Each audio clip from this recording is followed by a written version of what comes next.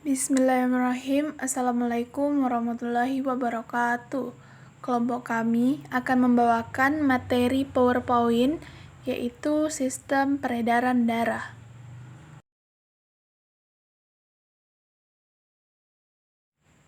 Jantung. Jantung dibagi dua bagian, yaitu kanan dan kiri, yang masing-masing terdiri dari dua bagian pula, yaitu atrium dan ventrikel. Jantung bagian kanan berhubungan dengan fungsi pertukaran gas oksigen dan karbon dioksida di paru-paru, di mana jantung kananlah yang memompa darah ke paru-paru.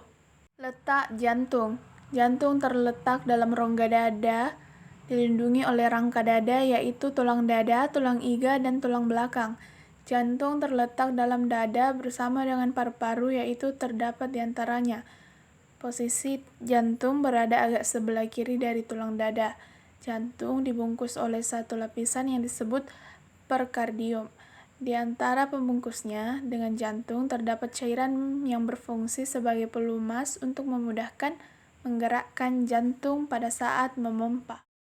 Darah. Darah merupakan cairan jaringan tubuh. Darah manusia berwarna merah, antara merah terang apabila kaya oksigen sampai merah tua apabila kaya oksigen. Warna merah pada darah disebabkan oleh hemoglobin, protein pernapasan atau respiratory protein, yang mengandung besi dalam bentuk heme, yang merupakan tempat tarikat molekul-molekul oksigen. Fungsi darah yaitu 1. Mengedarkan sari-sari makanan ke seluruh tubuh. 2. Mengedarkan oksigen dari paru-paru ke seluruh tubuh. 3. Mengangkut karbondioksida ke paru-paru. 4. Mengedarkan hormon. Leukosit. Leukosit adalah sel darah putih, bentuknya tidak tetap, berinti dan tidak berwarna. Sel darah putih dikelompokkan menjadi dua, yaitu granulosit bergranula dan agranulosit tidak mempunyai granula. Berdasarkan dari jumlah lobus dan sitoplasmanya, leukosit granulosit dibedakan menjadi 3 jenis, yaitu neutrofil, eosinofil, dan basofil. Leukosit agranulosit dibedakan menjadi dua, yaitu monosit dan limfosit. Sel darah putih diproduksi di dalam sumsum merah, limfa, dan kelenjar getah bening. Leukosit bersifat fagosik atau pemakan benda asing atau kuman yang masuk ke dalam tubuh. Penyakit kekurangan leukosit adalah leukopenia, sedangkan penyakit kelebihan leukosit adalah leukemia. Eritrosit. Eritrosit adalah sel darah merah bentuknya pipi, cekung, atau bikonkav dan tidak berinti. Sel darah merah dibuat oleh sumsum tulang, terutama tulang pipa dan tulang belakang. Umur eritrosit 120 hari. Setelah itu akan dihancurkan di hati. Penyakit kekurangan eritrosit adalah anemia trombosit. Keping darah berbentuk tidak beraturan, tidak berinti, dan ukurannya lebih kecil daripada eritrosit dan leukosit. Keping darah diproduksi oleh sumsum merah. Ketika terjadi luka, keping darah atau trombosit pecah dan mengeluarkan enzim trombokinase atau tromboplastin. Trombin mengubah fibrinogen menjadi benang-benang halus penutup luka yang disebut fibrin. Plasma darah. Plasma darah terdiri dari cairan dan protein darah yaitu albumin, globulin, dan fibrinogen. Plasma darah yang tidak mengandung fibrinogen disebut serum darah. Protein globulin merupakan penyusun antibodi yang melawan benda asing atau melawan bibit penyakit. Tiap antibodi bersifat spesifik terhadap antigen. Pembuluh darah dibagi menjadi 3. 1. Pembuluh darah arteri, 2. Pembuluh darah kapiler, 3. Pembuluh darah vena.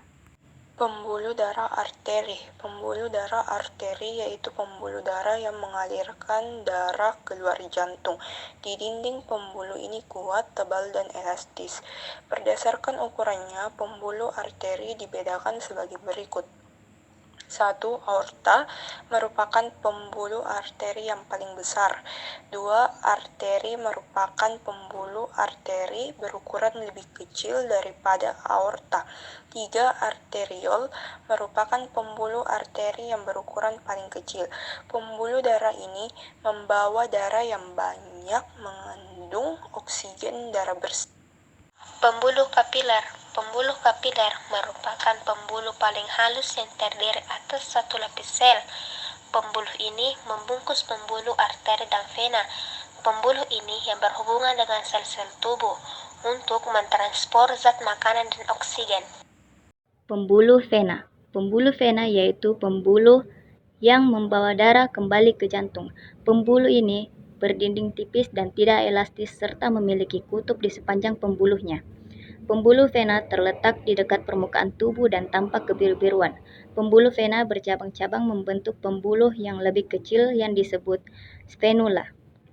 Pembuluh vena membawa darah yang mengandung karbon dioksida, terdiri dari 1. Vena cava superior yang bertugas membawa darah dari bagian atas tubuh menuju serambi kanan jantung. 2. Vena cava inferior yang bertugas membawa darah dari bagian tubuh ke serambi kanan jantung.